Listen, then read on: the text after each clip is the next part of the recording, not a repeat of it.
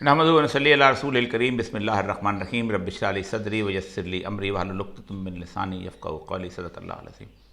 मुअज़्ज़ज़ ख़वातीन व हज़रात, आज दिल बहुत उदास है। उदास इसलिए है कि इस पूरे के पूरे माशरे में कि जो कि इंतहाई निकबत व अतबार का शिकार होता जा रहा है, जहाँ से अच्छे इंसानों को ढूंढना बहुत मुश्किल होता चला जा रहा है, वहाँ एक ऐसा शख्स चला गया कि जिससे अल्लाह तबारक व तआला ने अपनी आखिरी ज़िंदगी में वो काम लिए कि जो शायद हमारे बड़े बड़े उलमाए कराम जो हैं मुद्दतों चटाइयों पर बैठ कर भी नहीं कर सके। चीफ़ जस्टिस नूर मोहम्मद मुस्कान सही वो बलूचिस्तान हाई कोर्ट के चीफ़ जस्टिस थे और फिर आखिर में उन्होंने फ़ेडरल शरीयत कोर्ट के चीफ़ जस्टिस की हैसियत से रिटायरमेंट हासिल की। उनके क्रेडिट पे और कुछ हो ना हो, दो ऐसी चीज़ें हैं जो अल्लाह ताला ने उनके बख्शिश का सामान कर दिया है। कई सालों से रुका हुआ फ़ैसला जो सूद के ख़िलाफ़ था, तारीख़ उसकी ये है कि 1992 में जब पहली दफ़ा शरीयत कोर्ट के सरबराह की हैसियत से मुफ्ती तकी उस्मानी साहब ने फ़ैसला दिया था, तो आज के बड़े बड़े सियासी लीडर जिनको अल्लाह का कोई खौफ नहीं आता, जिनमें से नवाज शरीफ साहब वज़ीर आज़म थे, वो उस शरीयत के फ़ैसले के ख़िलाफ़ सुप्रीम कोर्ट में अपील में चले गए थे। और फिर जब तक नवाज शरीफ और बेनज़ीर बड़े सिकदार नहीं हैं, उन्होंने कभी भी शरीयत का बेंच मुकम्मल नहीं होने दिया। ये तो हमारी खुशकिस्मती और शायद मुशर्रफ की बदबख्ती कि वो बेंच कंप्लीट हो गया। और फिर उसके बाद 1999 दिसंबर में, अभी से 2 महीने हुए थे, तो एक बहुत बड़ा फ़ैसला जो है वो आ गया जिसमें सूद को सुप्रीम कोर्ट ने हराम करार दे दिया। मुशर्रफ तेज़ आदमी था, उसने UBL के ज़रिए एक अपील कर दी ताकि ख़ुद सामने ना आए। फिर UBL की अपील के बाद हुआ ये कि एक बदतरीन किस्म का एक जिसे कहते हैं लीगल स्टेप लिया गया जो कभी नहीं लिया गया था। होना तो ये चाहिए था कि शरीयत कोर्ट के फ़ैसले को रद्द करते हुए अपना फ़ैसला लिखते, लेकिन उसे वापस शरीयत कोर्ट में भेज दिया।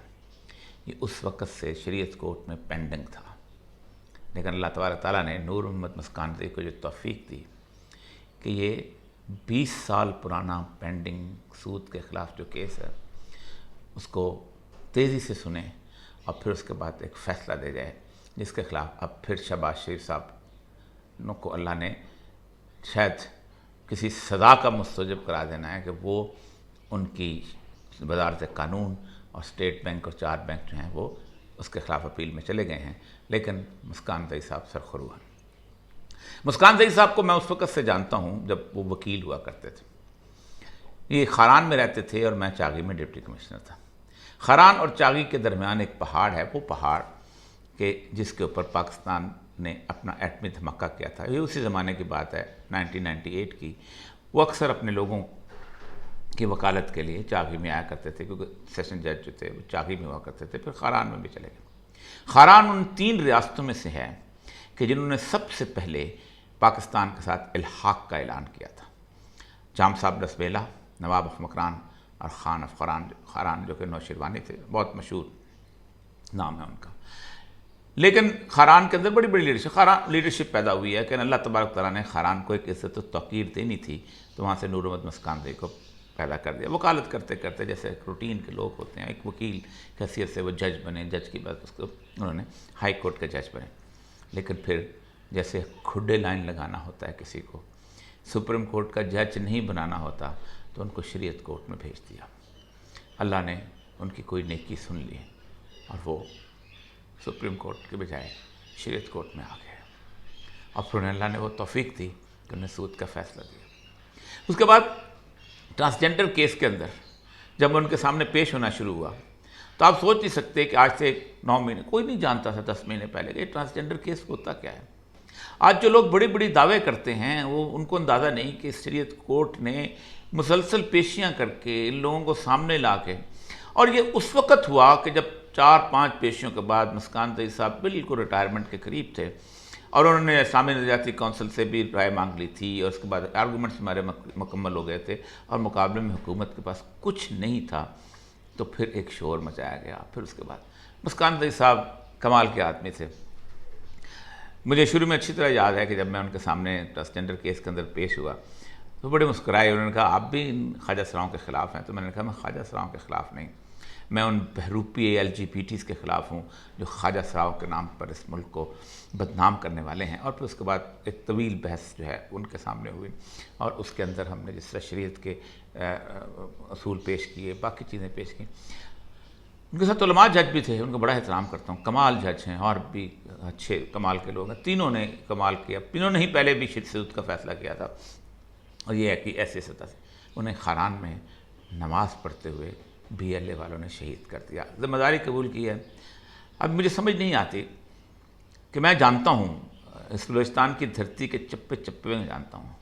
میں اسی چاغی میں رہا ہوں جہاں 1998 کی جنوری میں میرا تبادلہ کر دیا گیا تھا. تو چاغی کے بلوچ جو تھے انہوں نے RCD ہائی وے بلاک کی تھی اور 3 دن تک ہڑتال کی تھی اور میرا تبادلہ واپس ہوا تھا. میں بلوچ نہیں تھا, میں ان کی زبان نہیں جانتا تھا. یہ محبت کے وہ علمبردار, وہ میرے جیسے پنجابی کے لیے اس طرح سراپا احتجاج بن گئے تھے. یہ پہلی گورنمنٹ تھی جو کبھی بھی اس طرح کی بلوچ گورنمنٹ نہیں آئی کہ جس میں اکبر بگٹی, نواب خیر بخش مری اور عطا اللہ مینگل تینوں شریک تھے, اور تینوں کے جو بیٹے تھے وہ اس وقت حکومت کے اندر شامل تھے. اختر مینگل چیف منسٹر تھے, نواب دادا سلیم بگٹی وہ بھی وزیر تھا, اور گزین مری اور چنگیز مری جو شیخ خیر بخش مری کے لوگ تھے وزیر. اس اسٹرانگ گورنمنٹ کو اپنا فیصلہ واپس لینا پڑا تھا. یہ نفرت کہاں سے آ گئی؟ مجھے پتہ ہے, میں ان ایجنسیوں کا جانتا ہوں کہ جو وہاں افتراء پیدا کرتے ہیں, جہاں خرابیاں پیدا کرتے ہیں. 1980 میں نے بلوچستان کے اندر جب وہاں پر بحیثیت ایک لیکچرر یونیورسٹی میں نے پڑھانا شروع کیا, تو 1980 میں اس وقت نیا افغانستان کی صورتحال پیدا ہوئی تھی اور روس کے دھماکے ہو رہے تھے. 1980 سے لے کے 1988 تک بلوچستان کسی نہ کسی دھماکوں میں ڈسٹرب رہا. افغان مہاجرین بھی آتے رہے.